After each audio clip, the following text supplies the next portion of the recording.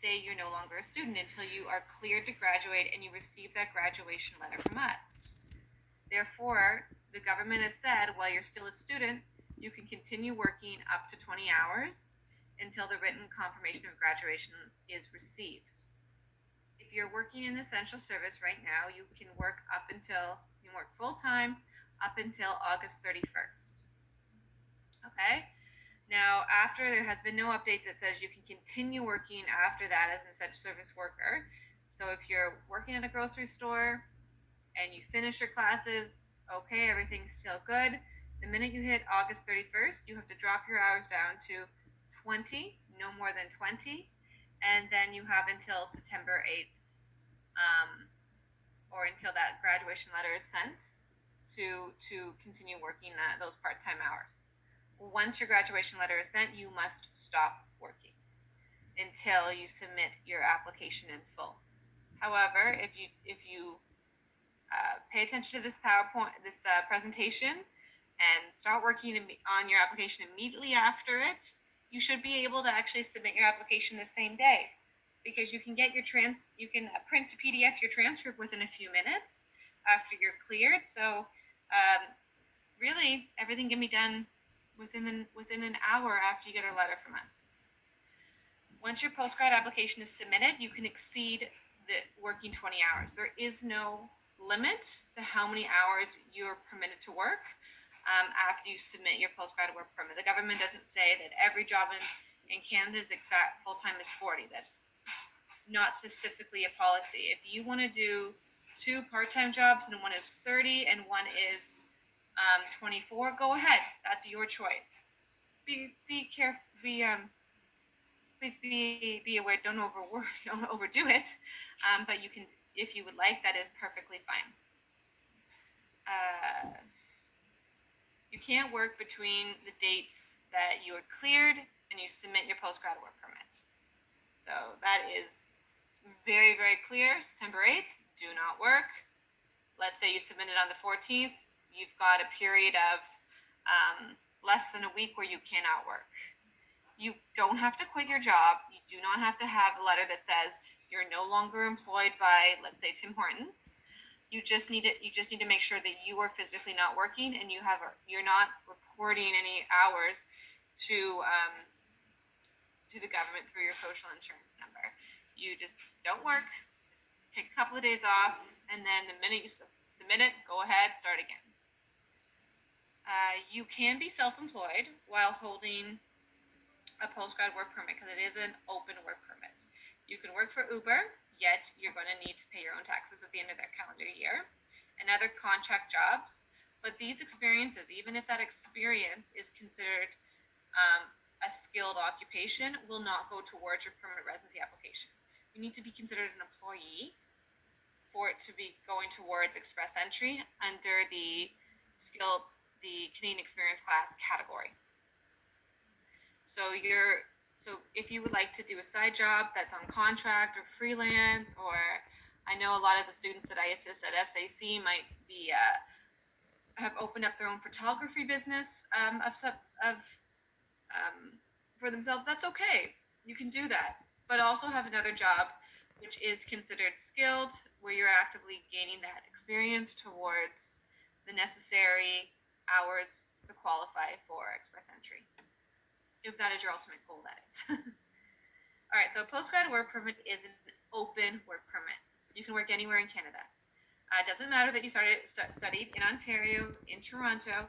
When you graduate from a Canadian designated learning institution, you qualify, as long as you meet the other eligibility criteria, you will qualify for something called a postgrad work permit, which is essentially one of Canada's open work permit categories. It allows you to do any job, full-time, part-time, self-employed, anywhere in the country. If you want to work in Nunavut, go ahead, work in Nunavut. If you're planning to move to Vancouver, go ahead, move to Vancouver. It's a once-in-a-lifetime work permit. You cannot extend it unless it was issued until the expiry of your passport and you are eligible for a longer duration work permit at that time. The postgrad work permit can be issued anywhere from 8 months up to 3 years. However, I will note, since the policy changed on February 14th, 2019, none of us has seen, I don't believe any of myself, my colleagues, or even our colleagues that we communicate with on our relevant listservs across the country have seen any permits issued for 8 months. Olga, have you seen a permit issued for 8 months? I don't think any of us have, No, right? no. In Ontario, all programs for by public colleges are although 8 months in duration, they're considered one academic year. Like I usually tend to say that 8 months program are possible in private colleges. They have a weekly durations, like let's say 36 weeks. And that, well, first of all, private colleges are not qualified to do not qualify students and graduates for postgraduate work permit, but the 8 month programs are available in Quebec, and those students might be getting the 8 months postgraduate work permit because the program specifically indicates 8 months program. If it's an academic year, 2 semesters, it's still a 1 year postgraduate work permit. So for us guys, our programs, our diploma, certificate, and postgraduate degree programs, they are all over 8 months. They are either 1 year, 2 years, or 3 year programs. So do not worry, you're eligible for something that's 1, 2, 3 years. And your eligibility depends on fulfilling all the requirements of your status as an international student in Canada. So, like my colleague said, 8 months within Centennial is not really relevant. One academic year, according to your program, could be 8 months or it could be 12 months if your program included an internship or placement that bumped you up to that 12-month period. 2 academic years will qualify you for 3 years. So technically, 2 academic years could be 4 semesters. It could be 16 months. That's still considered 2 academic years. You would, as long as your program is 16 months, 24 months in length, you're eligible for a work permit that is up to 3 years. If you've done 2 1-year programs and you've completed those 2 programs within the 2-year period, as long as each program is at least 8 months in length and you haven't exceeded 150 days in between those programs, then you are eligible for the 3 years because you've been full time 16 months or longer. Same would apply. However, I have warned students that if they are getting transfer credits from their first program that goes into their second program, still keep the 16 months of full-time study in mind. Do not transfer over so many credits that you only do 1 semester of a second program because then you haven't actually studied a full 2 academic years. So be aware and be careful regarding that. Postgrad can only be extended, like I said, when the passport's expiring. All right, so some updates for your regarding COVID-19, a lovely topic of discussion that all of you, I'm sure, are well versed in now. For your in-class courses, if they're being moved to online format because of COVID-19 and you are in Canada, your eligibility for the postgrad work permit won't be affected. International students in this situation may begin their classes while outside Canada and may complete up to 50% of their program while outside Canada if they can. A few students that misunderstand, or their immigration consultants or immigration lawyers that they reach out to outside of the college will misunderstand the policy which took place on February 14th, 2019. There was a major immigration change regarding the postgrad application process, and many people misunderstand it.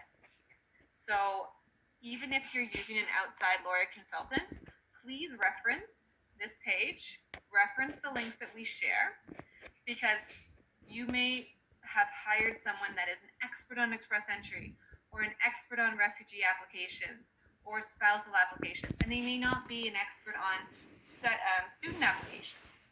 So it's very important for you to also understand the policy. So if you feel as if something doesn't sound right and conflicts with what we're saying, please reference the links that we give you and share it with your counsel.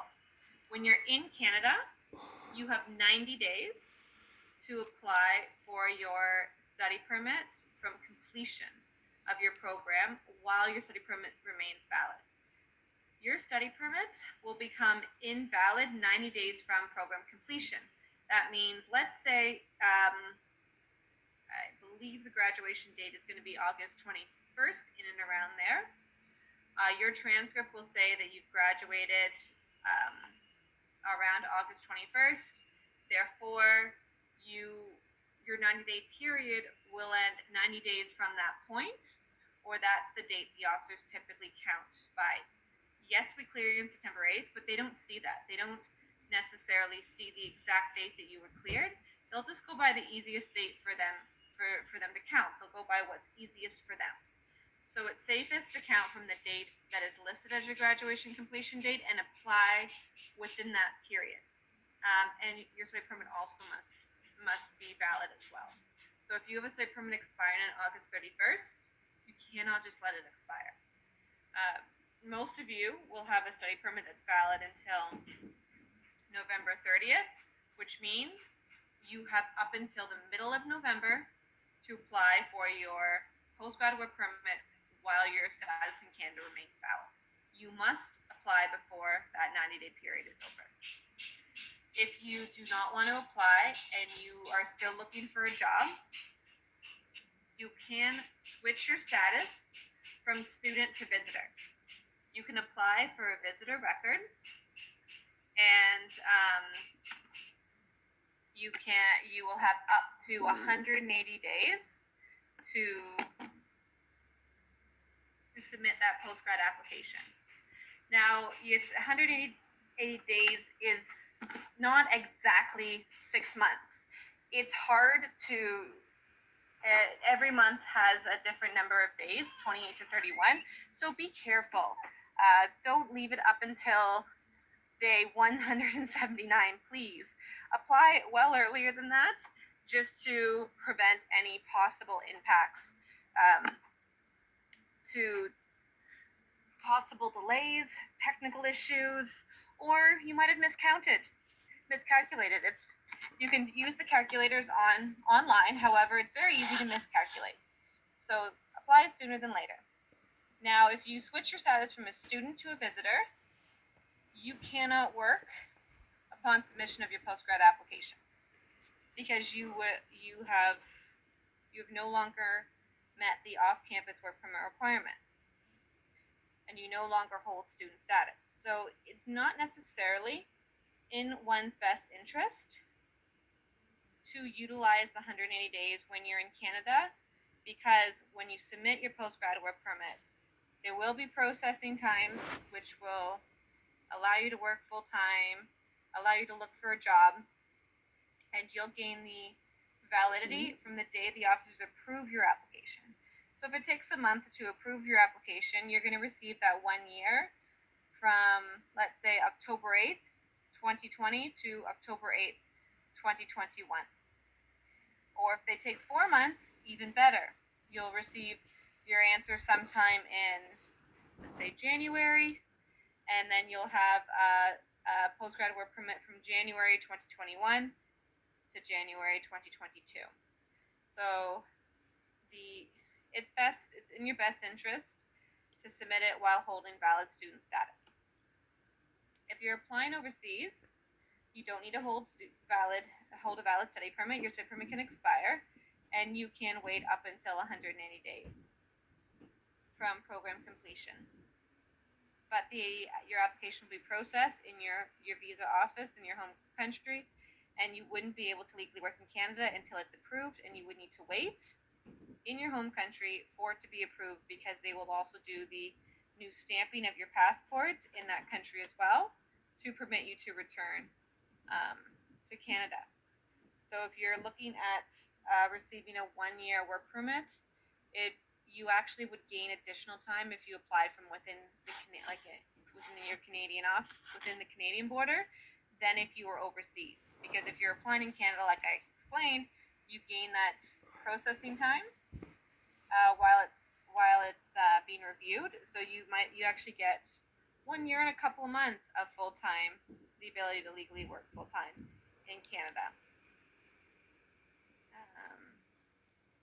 And yes, to apply, you need your transcripts that list your graduation date, as well as your graduation letter.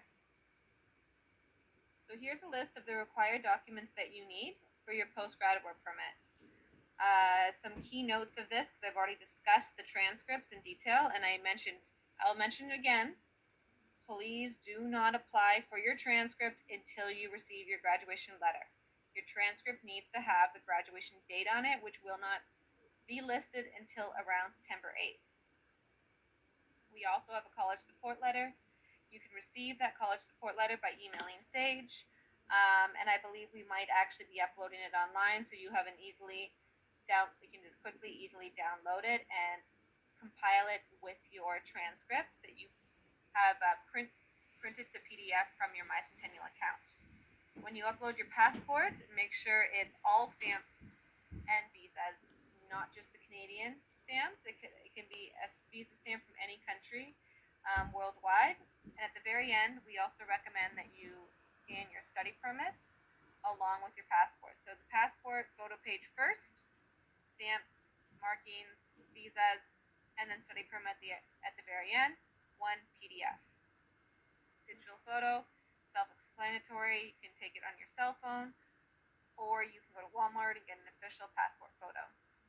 Walmart, Shoppers, any photo lab. Medical is required if you want to work in a medical field, or if you've done a medical in the last 12 months by a panel physician, you do need to upload it or upload confirmation that you had it done. If you don't have the confirmation that you had it done, not a big deal. It would have been sent to the government anyways. So you can just take a Word document, write one paragraph that said, I completed my medicals on October 15th, 2019, and it was sent directly to the government. I don't have a copy or confirmation of its completion. If you want to work within any healthcare sector, if you want to teach, if you want to work with children, if you want to work with the elderly or the at-risk population, those are jobs which require a medical. Therefore, you can book a medical now. They are open and they are available, and you will need to have this done in order to ensure you can work in those jobs and to not have the restriction listed on your work permit. The processing fee right now is $255. The $85 right now is not required.